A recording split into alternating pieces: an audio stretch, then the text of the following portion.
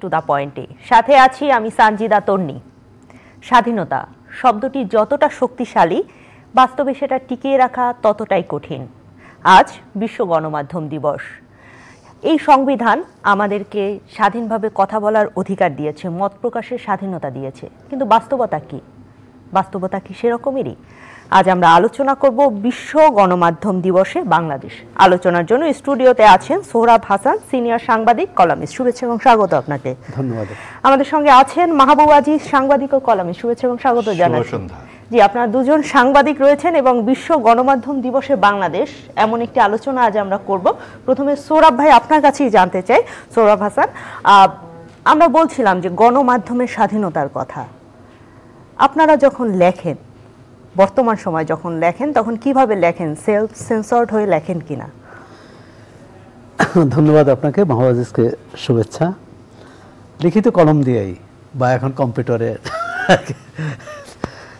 কিবোর্ডে লিখি, এবং লেখার তো যা সত্য সেটা ধরার চেষ্টা, ক্ষমতাকে প্রশ্ন করার ইচ্ছে, এবং যাদের কণ্ঠ ক্ষমতা পর্যন্ত পৌঁছায় না তাদের কণ্ঠ কিভাবে পৌঁছানো যায়, অর্থাৎ সাধারণ মানুষের কথা, শ্রমজীবী মানুষের কথা। মুক্ত সংবাদ মাধ্যম বা গণমাধ্যম দিবসের আগে কিন্তু একটি দিবস গিয়েছে, 2 দিন আগে, মে দিবস। এখন গণমাধ্যম কার? গণের তো হতে হবে, জনগণের হতে হবে। জনগণের হলে জনগণের কাছে অভিগম্যতা থাকতে হবে, সেখানে পৌঁছাতে হবে, তাদের কথা বলতে হবে। সেটা কতটা বলতে পারা যাচ্ছে, এটা প্রশ্ন। এবং যে অর্থনৈতিক অবস্থা, আমরা সাধারণ মানুষের কথা বললাম, কিন্তু সাধারণ মানুষের কাছে যদি সেটি না পৌঁছায়, এবং পৌঁছানোর কোনো কারণ নাই, যে অর্থনৈতিক অবস্থায় আমরা আছি সেখানে দারিদ্র্য সীমার নিচে 1/5 মানুষ, অর্থাৎ 4 কোটি মানুষ কিন্তু দারিদ্র্য সীমার নিচে, যাদের কাছে এই রাষ্ট্রের কোনো অর্থ নেই, এবং তাদের কাছে এই গণমাধ্যমেরও কোনো অর্থ নেই। গণমাধ্যম ভদ্রলোকদের জন্য। এই ভদ্রলোকদের গণমাধ্যম যদি সবার গণমাধ্যম হতে পারে, সেটি সার্থক হবে। এবং সেজন্য পুরো রাষ্ট্র ব্যবস্থা, প্রশাসন ব্যবস্থা, অর্থনৈতিক ব্যবস্থা, মানে বাংলাদেশের গণমাধ্যম কি সত্যিকারভাবে মুক্ত গণমাধ্যম কিনা? না, মুক্ত তো নাই, তবে মুক্তির আকাঙ্ক্ষা আছে। এই যে গত বছর ছাত্র গণ অভ্যুত্থান হলো, এই মুক্তির আকাঙ্ক্ষা থেকেই।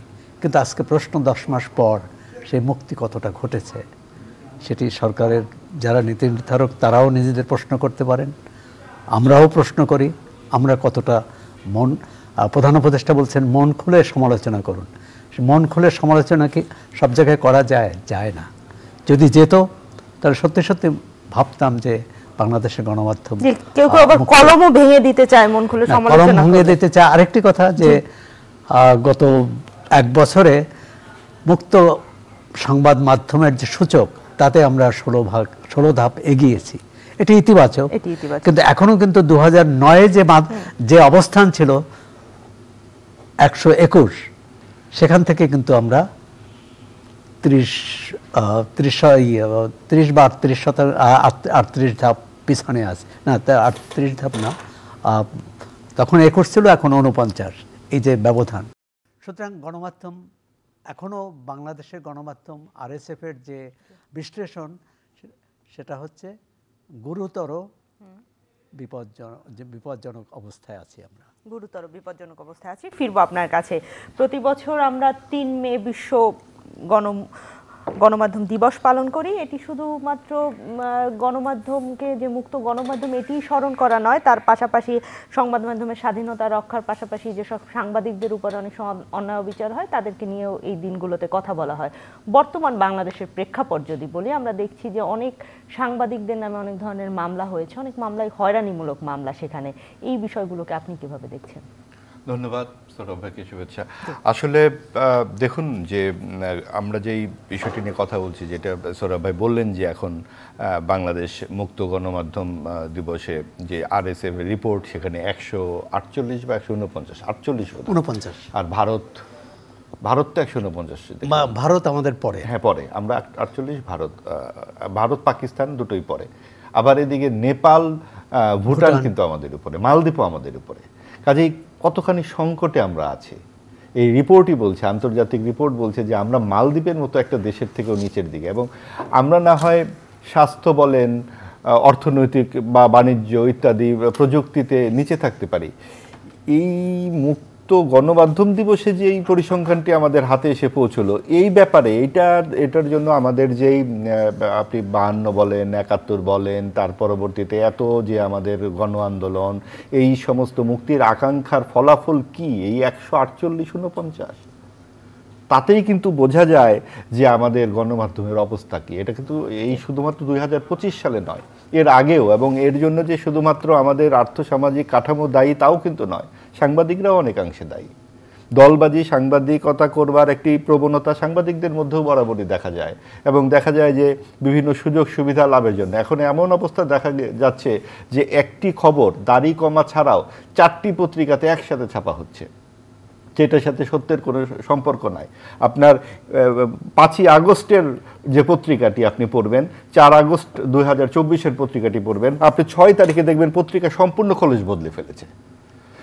তৎকালীন যে স্বৈরাচার শেখ হাসিনার সাথে 26 জুলাই যেই সমস্ত সাংবাদিকরা প্রকাশ্যে মিটিং করেছেন, বলেছেন যে ছাত্রদের উপযুক্ত শিক্ষা দেওয়া হচ্ছে, যারা এই ভবন ভাঙছে, যারা রেল লাইন ভাঙছে, যারা এটা করছে সেটা করছে, উপযুক্ত কাজ করেছেন, তারা বসে বসে এই শেখ হাসিনাকে মিডিয়া মালিকদের নাকি সাংবাদিকদের? এর দায় সকলের, প্রধানত যারা ক্ষমতায় থাকেন তাদের, দায়িত্বে থাকেন। ক্ষমতা শব্দের চাইতে ভালো কথাটা হচ্ছে দায়িত্বে। দায়িত্বের মধ্যেই, শব্দটার মধ্যেই কিন্তু সবকিছু বলা আছে। এই যে বিভিন্ন জায়গায় খুদ করে ছিটিয়ে লোকজনকে নিয়ে নেওয়া, বিভিন্নভাবে সব জায়গায় ডাক্তারদের মধ্যে, প্রকৌশলীদের মধ্যে, আপনার বাস মালিক, ট্রাক হেল্পারদের মধ্যে যেরকম আপনার সরকারি দলের উপগোষ্ঠী বানানো হয়, সেরকম উপগোষ্ঠী বানানো হয় সাংবাদিকদের মধ্যে। এবং সাংবাদিকদের কাজটি হচ্ছে দলকে পাহারা দেওয়া।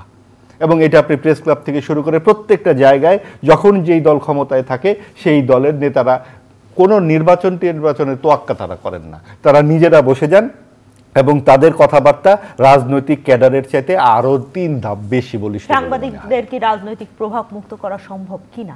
সম্ভব হতে হবে। যদি আমরা একটা গণতান্ত্রিক দেশ চাই, একটা জবাবদিহিমূলক সমাজ চাই, তাহলে অবশ্যই সাংবাদিকদেরকে দলীয় রাজনীতি থেকে বেরিয়ে আসতে হবে। এর কোনো বিকল্প থাকতে পারে না। আপনার গণমাধ্যম কথা বলবে নৈর্ব্যক্তিক দৃষ্টিতে, এবং কালোকে কালো বলবে, সাদাকে সাদা বলবে। সেটাকে বলতে হলে রাজনীতিকে, দলীয় রাজনীতিকে একদম গেটের বাইরে রেখে তাকে সাংবাদিককে ঢুকতে হবে। আমরা চেষ্টা করি, আপনি চেষ্টা করেন, আমরা চেষ্টা করি। আমাদের অনেক সীমাবদ্ধতা আছে, কিন্তু সেই সীমাবদ্ধতা পেরিয়ে যেই পত্রিকাগুলো পারে, চেষ্টা করে, তারাই শেষ পর্যন্ত টিকে আছে পেশাগতভাবে। আপনি যাদেরকে দলবাজ বলে চিহ্নিত করতে পারেন, তারা শেষ পর্যন্ত পাঠক তাদেরকে গ্রহণ করে না, এটাই সত্য। ফিরবো আপনার কাছে সৌরভ হাসান, আপনার কাছে জানতে চাই, এই যে সাংবাদিকদের নিয়ে অনেক ধরনের কথা হচ্ছিল, এবং সেখানে হচ্ছে আমি যদি বলি যে সাংবাদিকরা তার যেটা ইচ্ছে, লিখবার ইচ্ছে, বা সে যেটা চোখে দেখছে সেটা লিখবে, সেই লেখার ক্ষেত্রে তো অনেক ধরনের হুমকি থাকে। অনেক সময় সরকারি বিজ্ঞাপন বরাদ্দ প্রত্যাহার করা হয়, কর জটিলতা থাকে, হঠাৎ করে চ্যানেল বন্ধ করে দেওয়া হবে, সম্প্রচার বন্ধ করে দেওয়া হবে, এরকম অনেক ধরনের হুমকি থাকে। আপনি যে জায়গায় কাজ করেন, প্রথম আলো কিংবা ডেইলি স্টার, তাদের উপরও বিভিন্ন ধরনের হুমকি আমরা দেখেছি গণমাধ্যমে। এই সকল হুমকিকে আপনি কিভাবে বিশ্লেষণ করবেন? হুমকি থাকবে না, সাংবাদিকতা হবে, সৎ সাংবাদিকতা এবং বস্তুনিষ্ঠ সাংবাদিকতা। সেটাও বোধহয় আমাদের যে সমাজ বাস্তবতা, এটি আশা করা যায় না। কিন্তু কথা হচ্ছে যে, যেটি মাহবুব আজিজ বলেছেন, যে সাংবাদিককে সাদাকে সাদা, কালোকে কালো বলতে হবে, তাকে সত্যের কাছে দায়বদ্ধ থাকতে হবে। সেটি দল নির্বিশেষে, গোষ্ঠী নির্বিশেষে, ক্ষমতা নির্বিশেষে প্রশ্ন করতে হবে, বলতে হবে। এখন এরকম একটা ধারণা হয়েছে যে আওয়ামী লীগ আমলে যেহেতু এক শ্রেণীর সাংবাদিক দালালি করেছে, এখন আর এক শ্রেণীর দালালি করার প্রস্তুতি নিচ্ছে। যদি সেটি হয়ে থাকে, এবং তার বেশ কিছু আলামত ইতিমধ্যে লক্ষ্য করা যাচ্ছে, যেটা মাহবুব আজিজ বললেন যে 5 আগস্টের যে আগের যে পত্রিকার চেহারা 5 আগস্টের পরে সম্পূর্ণ বদলে গেল। এই যে সম্পূর্ণ বদলানো, এটা সাংবাদিকতা না। সাংবাদিকতা হচ্ছে যে 5 আগস্টের আগেও সত্যকে ক্ষমতাকে প্রশ্ন করা, পরেও ক্ষমতাকে প্রশ্ন করা। এই যে দলীয় সাংবাদিক হতে পারে না, রাজনীতির মনস্কতা থাকবে। আর যেটা হচ্ছে সার্বিক, আপনি যেটা বলছেন সাংবাদিকরা মন খুলে বা নির্ভয়ে লিখতে পারে কিনা। আজকে আমি আপনার একটা লেখা পড়ছিলাম, সেই লেখার মধ্যে আমি দেখলাম যে অনুচিত প্রশ্ন করার জন্য সাংবাদিকদের চাকরি যাওয়া সমুচিত নয়, এমনটাই আপনি লিখেছেন লাইনটিতে। তো অনুচিত প্রশ্ন করা যাবে কিনা? প্রশ্ন করতে পারবে না, যে কোনো প্রশ্ন, অবান্তর প্রশ্ন হতে পারে, পক্ষপাতমূলক প্রশ্ন হতে পারে, তার যথার্থ সমুচিত জবাব হচ্ছে আর সেটি মোকাবেলা করা। কিন্তু সেটি না দিয়ে এখন সরকারের বিভিন্ন মুখপাত্র, উপদেষ্টাও বলেছেন যে তারা কোনো মিডিয়াকে বলেনি যে চাকরিচ্যুত করো। সার্বিক পরিবেশটা দেখতে হবে। এটা আওয়ামী লীগের যারা প্রধানমন্ত্রী থেকে শুরু করে ওই সরকারের নীতি নির্ধারক এবং তথ্যমন্ত্রী তো প্রতিদিন বলতেন যে আমরা তো সাংবাদিকদের কোনো হস্তক্ষেপ করি না, আমরা তো মুক্ত সবাই আমাদের সমালোচনা করতে পারেন। এবং তাদের একটা ছিল যে তাদের নাকি সবাই অন্যায্য সমালোচনা করতেন। যদি সত্যি সত্যি সমালোচনাটা তারা গ্রহণ করতেন, এই ফল হতো না। আর আজকেও সাংবাদিকদের একটা হচ্ছে কি যে কেউ সত্য কথা শুনতে চান না, তার দুর্বলতা ঢাকতে চান এই ক্ষমতায় যারা থাকেন সব সময়। সুতরাং এক ধরনের সাংবাদিকতার সার্বিক পরিবেশ। আরেকটা হচ্ছে যে একসময় কিন্তু আমরা সামরিক শাসনের মধ্যে সাংবাদিকতা করেছি, সেনা সমর্থিত সরকারের মধ্যে করেছি, অন্তর্বর্তী তত্ত্বাবধায়ক সরকারের মধ্যে করেছি। কিন্তু এখন একটা অস্বস্তিকর পরিবেশ, অস্বাভাবিক পরিবেশ। এখন আপনি ধরেন সবটাই যে সরকার, যেহেতু এটা অন্তর্বর্তী সরকার, দলীয় সরকার নয়, দলীয় চাপ নেই, বা ধরেন দলীয় মানে সরকার দলীয় বা সরকারের সমর্থক বা সরকার সরাসরি, কিন্তু অনেক মহল আছে, অনেক গোষ্ঠী আছে, পছন্দ না হলেই তাকে আক্রমণ করা, সংবাদ মাধ্যমে আক্রমণ করা। অর্থাৎ এটি হচ্ছে মুখ বন্ধ করে দেওয়ার একটা অপচেষ্টা। এটি নানা মহল থেকে আসে। আপনি সাংবাদিকের কাজ না কিন্তু কাউকে ক্ষমতায় বসানো বা ক্ষমতায় আনা, তার কাজ হচ্ছে সত্যকে বলা। এই সত্য কারো পক্ষে যেতে পারে, কারো বিপক্ষে যেতে পারে। আরেকটা হচ্ছে যে আপনি কি বলেছিলেন, কি করছেন। এই সরকারের কি দায় ছিল? আওয়ামী লীগ 2008-এর নির্বাচনে 2009-এ যে ক্ষমতায় আসলো, এরকম বিপুল সংখ্যাগরিষ্ঠতা নিয়ে বাংলাদেশে কোনো সরকার আসেনি, মানে নিকট অতীতে। কিন্তু সেই সরকারের নয়ে কোন অবস্থায় তারা ছিল এবং 24-এ কোন অবস্থায় চলে গেল। তো আমি মনে করি যারাই এখন ক্ষমতায় আছেন এবং ভবিষ্যতে আসবেন, তারা যাতে এই কথাটি মনে রাখেন যে জনপ্রিয়তা স্থায়ী নয়, তবে জনপ্রিয়তা ধ্বংস করার জন্যে ক্ষমতার দম্ভ এবং সাংবাদিকদের হুমকি ধমকি যথেষ্ট। কারণ সাংবাদিকদের মুখ বন্ধ করলে সত্য তো আর আড়াল থাকবে না, মানুষকে কিন্তু সত্য থেকে দূরে রাখা যাবে না। আর এখন তো সামাজিক যোগাযোগ মাধ্যমে এত প্রতিদিনই, আবার আপনি যদি এই প্রতিষ্ঠানের কথা বলেন, সামাজিক যোগাযোগ মাধ্যমে একটি ফেসবুক পোস্ট কিংবা একটা প্রতিবেদন, সেটাকে তো হঠাৎ করে গুজব বলা হচ্ছে, রাষ্ট্রবিরোধী। হ্যাঁ, অনেক গুজব আছে, অনেক গুজব আছে।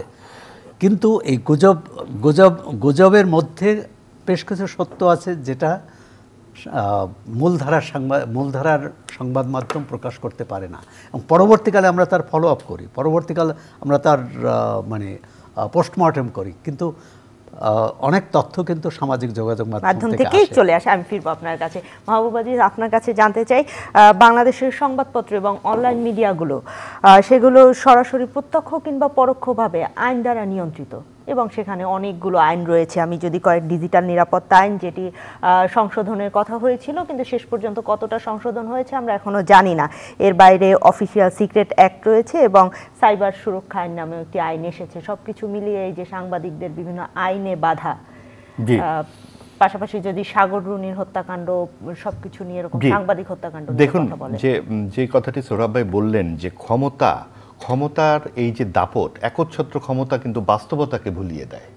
এবং আপনি দেখেন যে আওয়ামী লীগ যত দিন গেছে তত একচেটিয়া নিজেদের প্রভাব বলয় গোত্র উপগোত্র তৈরি করেছে এবং নির্বাচনকে বৃদ্ধাঙ্গুলি দেখিয়েছে, একের পর এক ছলচাতুরির নির্বাচন করেছে। সাথে সাথে যেটা করেছে গণমাধ্যমকে একদম সর্বগ্রাসী যত রকমের চাপ আছে দিয়ে সেটাকে কণ্ঠরোধ করবার চেষ্টা করেছে।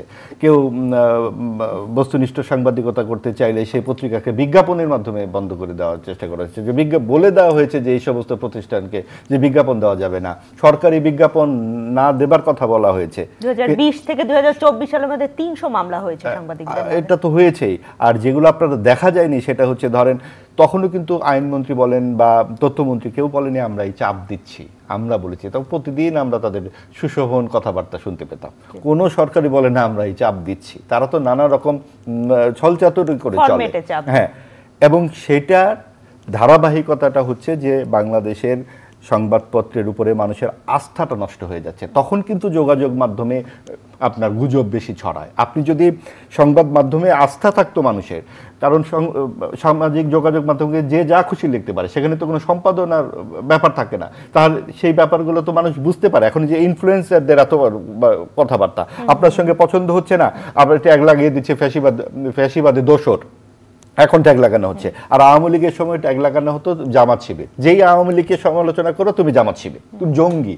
আর এখন বলা হচ্ছে তুমি ফ্যাসিবাদী। একই ভাষা, একই সশব্দ উচ্চারণ, একই রকম দাপট, বরং আরও বেশি। আগে তো মব ভায়োলেন্স ছিল না, এখনও চলো মুখকে ঘেরাও করি, চলো ফ্যাসিবাদের দোসর। এই যে বিষয়গুলো থেকে আমাদেরকে বেরিয়ে আসতেই হবে। আমাদেরকে বুঝতে হবে যে একটা দেশে আমরা সবাই মিলে থাকতে চাই এবং সেখানে ক্ষমতাকে আমাদের প্রশ্ন করা যাদের কাজ তাদেরকে করতে দেন। আপনার যে কাজ আপনি সেটা করেন।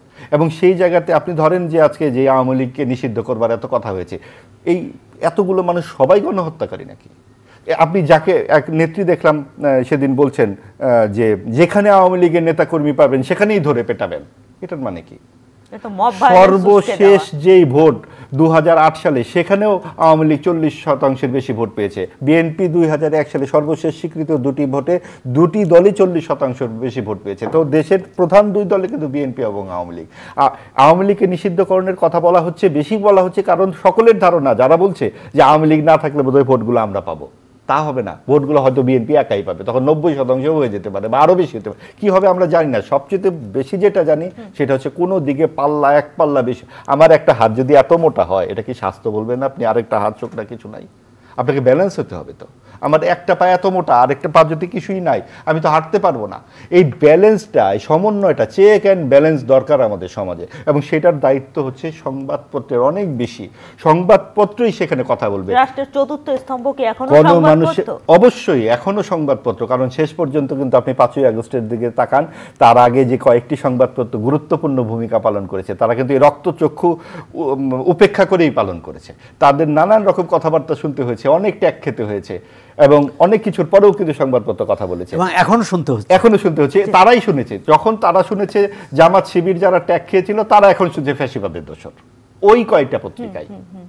এবং আপনি দেখেন যে বিভিন্ন জায়গায় এখন পত্রিকার যেভাবে হাত বদল করার কথা বলা হচ্ছে, যেভাবে নেতৃত্বের বদল করা হচ্ছে, এই বিষয়গুলো পেশাদারিত্ব নয়। আপনাকে পেশাদারি সাংবাদিকদের আরও একটি গণমাধ্যম কমিশন তৈরি করেছেন সরকার, বর্তমান অন্তর্বর্তীকালীন সরকারে, যেগুলো ভালো উদ্যোগ। নারীদের জন্য যেই একটি কমিটি করা, গণমাধ্যমের জন্য কমিটি কিন্তু খুবই দরকারি কমিটি, এবং সেখানে অনেক গুরুত্বপূর্ণ কথাবার্তা এসছে। সরকার যেভাবে গণমাধ্যমকে নিয়ন্ত্রণ করে, সংবাদ মাধ্যমকে নিয়ন্ত্রণ করে, সেগুলো তারা উদ্ঘাটন করেছেন। এবং সাংবাদিকদের বেতন 10-12 হাজার টাকা যেভাবে করে অনলাইনগুলো চালাচ্ছে বা অনেক পত্রিকা চালাচ্ছে, এইগুলো চালানোর কোনো মানে হয় না। এই টাকা যদি একটা সাংবাদিক পায়, সে দুর্নীতি করবে না তো করবেটা কি? সে তো একটা কার্ড নিয়েই বেরিয়ে যায় যে আমাকে এখন তো টাকা জোগাড় করে আমাকে বাসা ভাড়া দিতে হবে। কাজেই সাংবাদিকদেরকেও যথাযোগ্য পারিশ্রমিক দিতে হবে, তাদের পেশার নিশ্চয়তা থাকতে হবে। হুমকি থামকি বাদ দিয়ে, ভাই এটা আমার কাছে, এখন ডাক্তারকে যায় যদি আমি হুমকি দেয়, তুমি যে অপারেশন করতেছে ডান দিক দিয়ে করো, ডান দিক দিয়ে করো, আমি পারবো না, আমি ডাক্তারই জানি না। তো সাংবাদিকও তো আপনারা সবাই না ভাই, আপনি আমার কাজটা করতে দেন। আপনি এইটা পছন্দ না হলেই ফ্যাসিবাদের দোসর, পছন্দ না হলেই জামাত শিবির ট্যাগ দাগা দিচ্ছেন। এই ট্যাগের রাজনীতি থেকে আমাদেরকে বেরিয়ে আসতে হবে। আমাদেরকে কথা বলতে দিতে হবে, প্রশ্ন করতে দিতে হবে। আপনি প্রশ্ন পছন্দ না হতে পারে, আমি একটা খুবই অযৌক্তিক প্রশ্ন করলাম, যেই সাংবাদিক 3 জন প্রশ্ন করেছিলেন সেগুলো খুব বেশি নৈতিক প্রশ্ন হয়নি, অবশ্যই আমরা মানছি, এবং প্রশ্নগুলোর মধ্যে কোনো গবেষণা ছিল না, কোনো হয়তো একটা অভিসন্ধিও থাকতে পারে, বুঝে বা না বুঝে তারা করেছে। কিন্তু প্রশ্নের উত্তর কি তাদের চাকরি চলে যাওয়া? আপনার প্রশ্ন আমার পছন্দ হচ্ছে না, আমি সেটা উত্তর দিয়েই তো বুঝিয়ে দিতে পারি, কিংবা বলাও যায় আপনার বই আমার পছন্দ হয় না লেখা, আমি আপনাকে দেশ থেকে বের করে দেব, আপনি আরেকটা বই লেখেন, আরো 10টা বই লেখেন। আমরা তো এই মত প্রকাশের স্বাধীনতার জন্যই তো এত কিছু করা, এত আন্দোলন, এত প্রাণত্যাগ, এত কিছু। শেখ হাসিনা যদি কথা বলতে দিত তাহলে কি এই অবস্থা হতো? উনি তো একাই কথা বলতেন। তো সেই একাই কথা বলার জায়গা থেকে, একাই সব কিছু করবার থেকে আমাদের যে বের হয়ে একটা জন আকাঙ্ক্ষা, সেই জন আকাঙ্ক্ষার সবচেয়ে বড় পরিসর তো গণমাধ্যম। সেই গণমাধ্যমকেই যদি আপনারা এইভাবে মুখ বন্ধ করে রাখেন, যেই সরকার আসবে, যেটা সোহরাব ভাই বললেন, এই সরকার তো এখনো আসেনি, অন্যরা করছেন। এই সরকার যে একেবারে আসেনি তাও তো নয়, সরকার যারা চালাচ্ছেন অলরেডি তারা তো দাবি করছেন যে আমরা আমরা আমরা তারা তো বিভিন্ন জায়গায় দখলই করে ফেলছেন। তারা কোনো নির্বাচনের তোয়াক্কা করছেন না। তারা বিভিন্ন পেশাজীবী ডাক্তারদেরকে পিজি হাসপাতাল থেকে সরিয়ে দেওয়া হচ্ছে, একজন প্রফেসর, কারণ কি? উনি ফ্যাসিবাদের দোষর, যিনি একটা হার্টের বিশেষজ্ঞ, উনি ফ্যাসিবাদের দোষর হয়ে তাকে চিকিৎসা করতে দেবেন। আবার এরাই যখন ক্ষমতায় ছিল আওয়ামী লীগ, এ হচ্ছে বিএনপি জামাতেকে ঢাকা শহরে রাখা যাবে না, তাকে বান্দরবন বদলি করে দিতে হবে। ভীষণই দুঃখজনক আমাদের জন্য, আমাদের সমাজের জন্য দুঃখজনক, আর সাংবাদিকদের জন্য তো তাদের যে পেশাটা ঝুঁকিপূর্ণ তাদের জন্য তো অবশ্যই দুঃখজনক। ফিরবো আপনার কাছে, সোহরাব হাসান, আপনার কাছে জানতে চাই, সাংবাদিক পেশার ঝুঁকি নিয়ে কথা বলছিলাম আমরা, সেখানে যে ঝুঁকির কথা বলি, মফস্বলের সাংবাদিকদের অনেক বেশি ঝুঁকি, তাদের রাজনৈতিক প্রভাবও বেশি, এবং মাহবুব আজিজ যেটি বলছিলেন তাদের বেতনের কথা যদি বলি সেটাও খুবই কম। সব কিছু মিলিয়ে তাদের রাজনৈতিক প্রভাবের মধ্যে থাকতেই হয়। তারা কিভাবে সত্য সাংবাদিকতা করবে? আপনি ঢাকার বাইরের সাংবাদিকদের কথা বলছিলেন, ঝুঁকি যেমন বেশি, বদনামও বেশি। সুতরাং প্রথমত হচ্ছে যে ঝুঁকিটা কমাতে হবে, বদনামটাও কমাতে হবে। আরেকটা কথা বলছেন মামলা সম্পর্কে, এটাও কিন্তু ঝুঁকির অংশ। এই যে সাংবাদিকদের বিরুদ্ধে গয়রহ ঢালাও মামলা দেওয়া হয়েছে, এবং হত্যা মামলা, সাংবাদিকরা যে দালালি করে এবং দালালির বা আর্থিক অনিয়ম করে, দুর্নীতি করে, সেই ধারায় মামলা হবে। কিন্তু তার বিরুদ্ধে ফৌজদারি মামলা কেন হবে? আমরা তো এবং 167 জন সাংবাদিকের প্রেস অ্যাক্রেডিটেশন কার্ড বাতিল, সেটিকে কিভাবে বলবেন? আচ্ছা, প্রেস অ্যাক্রেডিটেশন কার্ড, ওইটাকে গুরুতর ভাবি না যে সরকার, এর অর্থ যে সরকার তার তথ্য গোপন করতে চায়, সাংবাদিকরা যাতে তথ্য না পায়, এই তো, অথবা একটা হয়রানিমূলক করলো। কিন্তু তার চেয়ে গুরুতর, আপনি কাউকে ফৌজদারি মামলার আসামি করে, এবং হত্যা মামলা সবচেয়ে গুরুতর, হত্যা মামলা আসামি করে তাকে জেলে পাঠালেন, অথবা তাকে আত্মগোপন থাকতে বাধ্য করলেন। এবং এটা যদি আপনি 5 জনের বিরুদ্ধে করেন, তখন 15 জন, 25 জন, 500 জন তো ভয় পাবে যে আমার বিরুদ্ধে হতো। সরকার স্বচ্ছ থাকলে মত প্রকাশের ভয় কোথায়? সরকার কতটা স্বচ্ছ সে তো জানেন, আপনি আইন অঙ্গনে জানেন, আইন অঙ্গনে কি অবস্থা এখন। আওয়ামী লীগ আমলে এক ধারা ছিল, এক ধরনের জবরদস্তি ছিল, এখন কি জবরদস্তি নেই? এই জবরদস্তি থেকে, সরকার তো জবরদস্তি করার জন্য না, সরকার হচ্ছে ব্যবস্থাপনা করবে, এবং আইন ঠিকমতো চলছে কিনা। প্রথমত আইন, সাংবাদিকদের বিরুদ্ধে যে আইনগুলো, সে আইন এখনও কিন্তু প্রত্যাহার হয়নি। আমাদের এক সহকর্মী, যে সাভার প্রতিনিধি, গতকাল আলাপ হলো, তার বিরুদ্ধে যে ডিজিটাল নিরাপত্তা আইনে মামলা হয়েছিল, তাকে জেল খাটতে হয়েছে কয়েকদিন। গতকাল জিজ্ঞেস করলাম মামলা প্রত্যাহার হয়েছে কিনা, মামলা প্রত্যাহার হয়নি। আমাদের সম্পাদকের বিরুদ্ধেও মামলা প্রত্যাহার হয়নি, এবং অনেক সম্পাদকের বিরুদ্ধে, অনেক সাংবাদিকের বিরুদ্ধে। আপনাদের সাংবাদিক সংগঠনগুলোর কি অবস্থা, সেগুলো কতটা স্বাধীন? সাংবাদিক সংগঠন আর সাংবাদিক সংগঠন নেই, তারা দলীয়, যেটা মাহবুব আজিজ বললেন, দলীয় সংগঠনে পরিণত হয়েছে, যে কারণে একদল আওয়ামী লীগ আমলে সোচ্চার ছিল, আর একদল এখন সোচ্চার। তখন যারা সোচ্চার ছিল তারা নীরব, আর এখন যারা সোচ্চার তারা তখন নীরব ছিল। এই যে বৈপরীত্য, এর থেকে বেরিয়ে আসা, এরশাদ আমলে কিন্তু সাংবাদিক সংগঠন ঐক্যবদ্ধ ছিল এবং অভিন্ন ছিল। এমনকি সর্বশেষ সুযোগ এসেছিল সাগর রুনি হত্যার পরে, সাংবাদিকরা এক হয়েছিল, 2 ফোরামের সাংবাদিকরাই, যে হত্যার বিচার এবং বিচারের জন্যে। কিন্তু সেই ঐক্যও থাকেনি, আর বিচারও হয়নি। অন্তর্বর্তী সরকার এসে, আমরা ভাবলাম যে অন্তর্বর্তী সরকার এসে অন্তত সুষ্ঠু তদন্ত করবে, বিগত সরকারের যদি ক্ষমতাধর কেউ এর সাথে জড়িত থাকে সেটা তা বেরোবে, কিন্তু সেটাও বের হবে না। এটাই রহস্যজনক। এটাই রহস্যজনক। ফিরবো আপনার কাছে মাহবুব আজিজ, আপনার কাছে জানতে চাই, সাংবাদিকদের নিয়ে যখন কথা বলছিলাম তখন নারী সাংবাদিকদের কথা একটু বলতে চাই। নারী সাংবাদিকরা বিভিন্ন চ্যালেঞ্জের বিভিন্ন সময় সম্মুখীন হয়। আজ আমি দেখলাম বরিশালে একজন নারী সাংবাদিক সংবাদ সংগ্রহ করতে গিয়েছেন এবং তাকে বলা হচ্ছে যে আপনি নারী সাংবাদিক, আপনি সংবাদ সংগ্রহ করবেন না, এখানে নারীরা আসে না। এর বাইরে যদি বলি, টিএসসিতে নারীর কুশপুত্তলিকা করে সেটিকে মারা হচ্ছে, জুতা দিয়ে মারা হচ্ছে। মানে নারীর প্রতি এত বিদ্বেষ, নারী সাংবাদিকরা নানা রকম চ্যালেঞ্জে। আচ্ছা, এখানে একটু যুক্ত করি যে টিএসসিতে যে ঘটনাটা ঘটেছে এটা আসলে ঠিক নারীকে নির্যাতন করা মূল ঘটনা তা নয়। এটা শেখ হাসিনার একটা মূর্তি বানানো হয়েছিল শাড়ি দিয়ে। এটা শেখ হাসিনার নারী সংস্কার কমিশনের বিরুদ্ধেও কথা বলা হচ্ছে। সেটা তো আছে, কিন্তু যে ব্যাপারটি হচ্ছে আপনি দেখেন কিভাবে মানে একদম সঠিক গণমাধ্যম না থাকলে যা হয় তার একটা প্রকৃষ্ট উদাহরণ এই ঘটনাটি। এটা শেখ হাসিনাকে বানিয়ে জুতা পেটা করা হচ্ছে, যেভাবে আমাদের অন্য সময় এরশাদকে বানানো, সেটাকে কেটে দিয়ে শুধুমাত্র নারীকে বিবস্ত্র করা হচ্ছে এবং করা হচ্ছে একটা পুরুষটা করছে, এইটাকে ছড়ানো হচ্ছে আওয়ামী ঘরানার লোকজনরা ছড়াচ্ছে। সেটার সাথে আবার লিঙ্ক করা হচ্ছে যে হ্যাঁ এরা তো নারীর বিরুদ্ধে, এরা হচ্ছে না, সবই ঠিক আছে, কিন্তু ঘটনাটা কিন্তু এটা শেখ হাসিনা, এটা শুধু নারী নয়। তো একটার মধ্যে আরেকটা হ্যাঁ সেটা তুলে আনা হচ্ছে না এবং দেখা যাচ্ছে এটা নিয়ে অনেক প্রতিক্রিয়া হয়ে যাচ্ছে। আপনার কাছ থেকে সময় নিচ্ছি। প্রিয় দর্শক, ইউসিবি টু দ্য পয়েন্টে আমরা আছি অনলাইনে। আপনারা ফেসবুকে এবং ইউটিউবে আমাদের সঙ্গে যুক্ত থাকুন এবং বিশ্বের যে কোনো প্রান্ত থেকে এই আয়োজনটি দেখতে পারেন। আপনি নারী সাংবাদিক, আমি বলছিলাম যে দেখুন যে নারী সুরক্ষা আইন নিয়ে এর আগেও যখন আইন তৈরি করার চেষ্টা হয়েছে তখন কিন্তু হেফাজত মাঠে নেমে গেছে, তখন অনেক ইসলামিস্টরা মাঠে নেমে গেছে, তখন সরকার কওমি জননী হয়ে গেছেন, প্রধানমন্ত্রী শেখ হাসিনা কওমি জননীতে রূপান্তরিত হয়েছে। এবার উনি ডক্টর ইউনূসকে কওমি জনকে পরিণত হবেন নাকি তিনি তার সারা জীবনের যে কাজ সেটার ধারাবাহিকতা রক্ষা করবেন, এটা আমরা দেখতে চাই। আমরা এই বাস্তবতায় এই সংস্কারগুলো সম্ভব কিনা? সম্ভব, কারণ ডক্টর ইউনূস তো ক্ষমতার জন্য ভোটের রাজনীতি করবেন না বলেই তার পক্ষেই সম্ভব যে হ্যাঁ এটা উনি যেই গ্রামের যেই তৃণমূল নারীদের জন্য কাজ করেছেন, আমরা তো কারো কাছে চাইব কিছু। আমরা ডক্টর ইউনূসের কাছে কি চাই?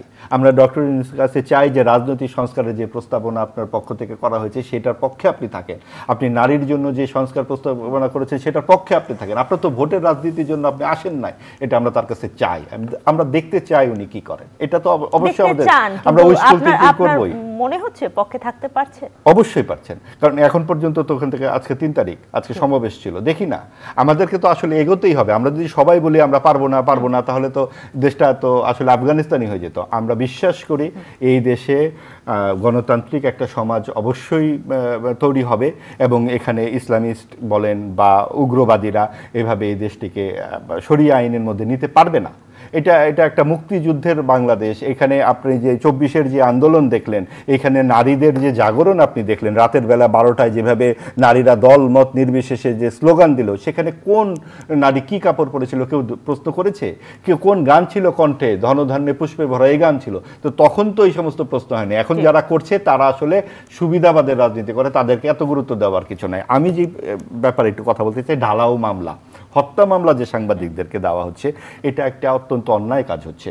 কারণ ধরেন যারা টকশোতে কথা বলেছেন অথবা তেলবাজি করেছেন প্রধানমন্ত্রীর সাথে সরাসরি ইত্যাদি অনেক কাজ আমরা তো জানি কারা কারা করেছেন, তারা যে হত্যার মধ্যে উস্কানি দিয়েছেন ব্যাপারটি কিন্তু না, তাদেরকে ওই মামলাই দেন না যে তেলবাজির মামলা, তাদেরকে দেন না যে অপেশাদারী আচরণের মামলা, তাহলে জিনিসগুলা বিশ্বাসযোগ্য হয়। একটি হত্যা মামলায় 500 জন আসামি করে অভিনেতা অভিনেত্রী ক্রিকেট খেলোয়াড় থেকে শুরু করে যা পেয়েছেন ব্যবসায়ী রাজনীতিবিদ সব যুক্ত করে দিয়েছেন।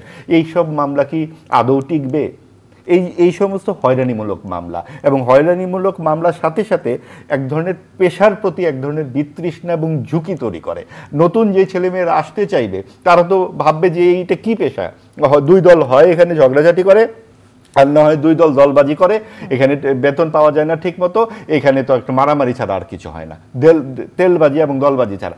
একটা পেশাগত দক্ষতার জায়গা থেকে একটা পেশাদারির জায়গাটা কোথায় থাকছে? এশিয়াটিকের কথাই বলি এবং ইরেশ জাকেরের কথা বলি, তার নামেও মামলা হয়েছে, একটি হত্যা মামলা কিংবা হত্যা চেষ্টা মামলা হয়েছে, এবং অ্যাডকোর পক্ষ থেকে বলা হয়েছে যে তাদের সঙ্গে যেহেতু এশিয়াটিকের অনেক কাজ রয়েছে এবং অনেক জায়গার অনেক টাকা পয়সার লেনদেনের ব্যাপার সেখানে রয়েছে, সেগুলো আটকে যাচ্ছে। তার মানে কি কেউ কারোর সাথে কাজ করবে না? আপনি এশিয়াটিককে আপনি ধরতে পারেন যে এশিয়াটিক কি জিনিসটা দ্রুত সমাধান হওয়া হচ্ছে কিনা আসলে এটা এই সবকিছুই আসলে একটা এত বড় একটা গণ অভ্যুত্থানের পরে যে যার মতো করে সুযোগ খুঁজে নিতে চাইছে। এশিয়াটিক না থাকলে আরো 5টি এজেন্সি সেখানে যাবে, এটা একটা এজেন্সিগত ঝগড়া বিবাদ থাকতে পারে। আমরা তো কিছু জানি না। আমরা যেটা জানতে চাই সরকারের কাছ থেকে সরাসরি, এখানে এই দেশে তো ব্যবসা বাণিজ্য করবে লোকে নাকি, এবং ব্যবসা বাণিজ্য যখন করতে হবে সেইখানে এশিয়াটিক যদি কোনো রকমের কিছু করে থাকে সেগুলো তারা তাদের ওপেন করে দেবে যে এইটা আপনারা করেছিলেন, সেটার জন্য সেই সংশ্লিষ্ট কর্মকর্তারা শাস্তি পাবে সেটার জন্য। তাই বলে একদম এশিয়াটিককে আপনি বন্ধ করে দিবেন? এশিয়াটিক 70 বছর ধরে এদেশে ব্যবসা করছে, শুধু এশিয়াটিক এই সমস্ত অ্যাকাউন্ট যে ফ্রিজ করা হচ্ছে এটা তো খালি এশিয়াটিকে না, ধরে ধরে অ্যাকাউন্ট ফ্রিজ করা হচ্ছে, সেইগুলোও লোকজন বিভিন্নভাবে সুবিধা বা যার মতো করে পাচ্ছে। আমাদের কথাটা হচ্ছে কি, আপনি ধরেন এখানে একটা কাপ আছে এখানে পানি রাখার জন্য, এখানে কি আপনি 1 কলসি পানি রাখবেন নাকি? বা এখানে একটি কলম আছে লেখার জন্য, এটা দেখে আপনি দাড়ি কাটবেন নাকি? তা তো না। যার কাজ তাকে করতে দেন, যতটুক আনুপাতিক হারে করবার কথা সেটা করেন। আপনি এশিয়াটিককে এশিয়াটিকের কাজ করতে দেন। আপনি ইরেশ জাকের এবং চলচ্চিত্র অভিনেত্রীরা যেভাবে ই করা হচ্ছে, এটা কিন্তু আমাদের একটা শিক্ষার ব্যাপার আছে। আচ্ছা, সাকিব আল হাসানের কি দরকার ছিল এই রাজনীতিতে যুক্ত হবার? অথবা আমাদের এই সমস্ত অভিনেত্রীদের কি দরকার ছিল আওয়ামী লীগের এত পদলেহন করার? এখান থেকে কিন্তু একটা শিক্ষা আমাদের নেওয়া উচিত। যার যার পেশা থাকে, যেমন সাংবাদিকদের উচিত না পদলেহন করা কোনো রাজনৈতিক দলের, সেরকম ওই পেশা তাহলে ক্রিকেট খেলা ছেড়ে তাদের যাওয়া উচিত, অভিনয় ছেড়ে তাদের যাওয়া উচিত। এই সমস্ত করে না এক ধরনের সুবিধাবাদের রাজনীতিকে উস্কায় দেওয়া হয়, এবং এটা এক ধরনের মানে ধামাচাপা দেওয়া, মূল ক্ষতকে ঢেকে রাখবার জন্য একটা জনপ্রিয়তাহীন সরকার এই সমস্ত কিছু পপুলার ফিগার সামনে আনে। সেখানে কেন আমাদের অংশগ্রহণ করা দরকার? আমাদেরকে যার যার পেশায় যদি থাকে, দেশটাকে তো আপনি একটা নিয়ম কানুনের মধ্যে আনতে হবে, এবং আমাদের মৌলিক অধিকার, আমাদের যে গণতান্ত্রিক অধিকার, এই বিষয়গুলো সম্পর্কে সকলেই সজাগ থেকে যার যার জায়গা থেকে যদি আপনি ইতিবাচক দৃষ্টিতে যার যার কাজটি করে, তাহলে কিন্তু এত কিছু খিচুড়ি পাকায় না। আমার কাজ হচ্ছে সাংবাদিকতা, আমি সেটা বাদ দিয়ে আছে দেখি তো 5টা প্লট পাওয়া যায় কিনা, দেখি তো 10টা গাড়ি করা যায় কিনা, 50টা আমেরিকায় বাড়ি করা যায় কিনা। আপনি সারা জীবন কাজ করেছেন সাংবাদিকতা, আপনার বেতন যোগ করলে আমেরিকার একটি বাড়ি 3 তলা আপনার কেনা যায়? তখন আপনি যখন প্রেস ক্লাবের সভাপতি থাকেন, আপনি যখন আমেরিকায় গিয়ে এত বড় বাড়ি বানিয়েছেন, তখন কি দাঁড়ায়? তখন কি প্রশ্নগুলো আসে? জি জি, সোহরাব হাসান, আপনার কাছে জানতে চাই কি প্রশ্নগুলো আসে। অনেকগুলো প্রশ্ন এসেছে, কিন্তু বাংলাদেশে আসলে অনুসন্ধানী সাংবাদিকতার পরিবেশ বর্তমানে রয়েছে কিনা সেটিও আপনার কাছে জানতে চাই। এটা সাংবাদিকরাই ঠিক করবেন যে অনুসন্ধানী সাংবাদিকতা হতে পারে কিনা। সাংবাদিকতা মানেই অনুসন্ধান, সাংবাদিকতা মানেই সত্য উদ্ঘাটন। সেটা যদি না করতে পারে তাহলে তো এই সামাজিক যোগাযোগ মাধ্যমে বা গুজব বা আমরা যদি সময় টিভির কথা বলি, দীপ্ত টিভির কথা বলি, ক্ষমতা কাঠামো যা চায় সেটি সাংবাদিকরা সরবরাহ করবে, সেটা তো সাংবাদিকতা নয়। তবে সার্বিক পরিবেশটা মুক্ত সাংবাদিকতার অনুকূলে থাকতে হবে। যেমন যুক্তরাষ্ট্র খুবই মুক্ত সমাজ একটি, কিন্তু বর্তমান যে প্রেসিডেন্ট ডোনাল্ড ট্রাম্প এসে সেটাকে কিন্তু নানাভাবেই কর্তৃত্ববাদী শাসন সেখানে জারি রেখেছে, এবং যে কারণে সেখানে মুক্ত সাংবাদিকতার পরিবেশ সেখানেও বিঘ্নিত হচ্ছে, ভারতেও বিঘ্নিত হচ্ছে। এত বড় দেশের বৃহত্তম গণতান্ত্রিক দেশ বাংলাদেশ সেদিক থেকে খুবই ঝুঁকিতে আছে। এখন এটা এক ধরনের, আমরা এই যে এদল ওদল এই বৃত্ত থেকে বেরিয়ে আসতে হবে। প্রথমত সাংবাদিকদের বেরিয়ে আসতে হবে, আইনজীবীদের বেরিয়ে আসতে হবে, শিক্ষকদের বেরিয়ে আসতে হবে, রাজনীতিকদের বেরিয়ে আসতে হবে। যার যেটা মাহবুব আজিজ বলছেন, যার যে কাজ সেটি সততার সাথে, নিষ্ঠার সাথে, নিরপেক্ষভাবে আমরা একেবারে অনুষ্ঠানের শেষ পর্যায়ে আমরা তো ক্ষমতাকে প্রশ্ন করছিলাম কিংবা বলছিলাম যে কি কি প্রভাব রয়েছে এখানে, রাজনৈতিক প্রভাব রয়েছে, নানা রকম প্রভাব রয়েছে। সাংবাদিকদের দায়িত্বের কথাটা জানতে চাই, তাদের আসলে কি দায়িত্ব? এতক্ষণ তাই বললাম, সাংবাদিকতার দায়িত্ব হচ্ছে ক্ষমতাকে প্রশ্ন করা, সত্যকে জনগণের কাছে জানানো, এবং যে জনগণ কথা বলতে পারে না, কথা বলার যাদের ভাষা নেই, সেই ভাষাটাই ক্ষমতার কাছে নিয়ে যাওয়া এবং তার অধিকার যাতে নিশ্চিত হয়, অধিকার যাতে প্রতিষ্ঠিত হয়, তার পক্ষে অবস্থান নেওয়া, এটিই হচ্ছে। এবং যে কোনো অন্যায়ের বিরুদ্ধে দাঁড়ানোই হচ্ছে সাংবাদিকের প্রথম দায়িত্ব। সেটি যদি না দাঁড়াতে পারে তাহলে কারো তল্পিবাহক হবে, কারো বরকন্দাজ হবে, সেটা সাংবাদিকতা থাকবে না।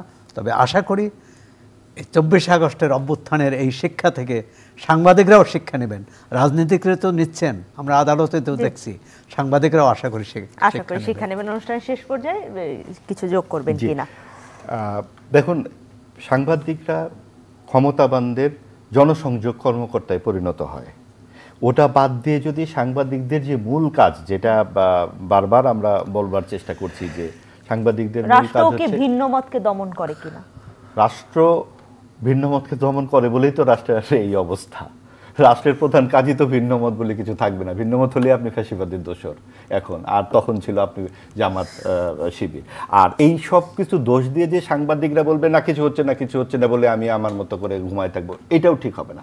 সাংবাদিকদের উচিত হবে তাদের পেশাগত স্বার্থ দেখে একত্র হওয়া, একটা প্ল্যাটফর্মে দাঁড়ানো, এবং সেখানে যাতে সাংবাদিকতাটা সত্যিকার অর্থে করা যায় সেই রকম জায়গাগুলো কিন্তু আসলে কেউ এসে দেবে না।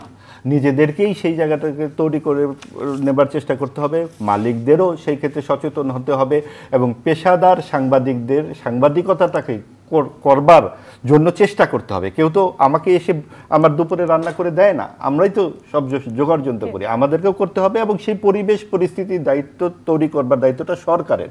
সরকার যদি জবাবদিহিমূলক হয়, গণতান্ত্রিক হয়, এবং তাকে যদি সে যদি মনে রাখে যে 5 বছর পর পর আমাকে কিন্তু মানুষের দরজায় দাঁড়াতে হবে, এটা যদি আমরা নিশ্চিত করতে পারি, শেষ পর্যন্ত সবই একটা নিয়মের আবর্তনেই ঘুরবে। সাংবাদিকতা সেটাই চায়, সৎসাংবাদিকতা। এবং ধরেন আজ রাত 3টার সময় গভীর রাতে একজন অসুস্থ হয়ে গেল, তার পাশে কে দাঁড়াবে? ডাক্তার আর গণমাধ্যম। অসংখ্য ধন্যবাদ আপনাকে, অসংখ্য ধন্যবাদ। প্রিয় দর্শক, ইউসিবি টু দ্য পয়েন্ট থেকে আজকের মতো আমরা বিদায় নিচ্ছি। গণমাধ্যম সত্য প্রকাশ করুক, গণমাধ্যম সত্য বলার হাতিয়ার হোক, সেই প্রত্যাশায় আজকের মতো বিদায় নিচ্ছি। সবাই ভালো থাকবেন, সবার জন্য অনেক অনেক শুভকামনা।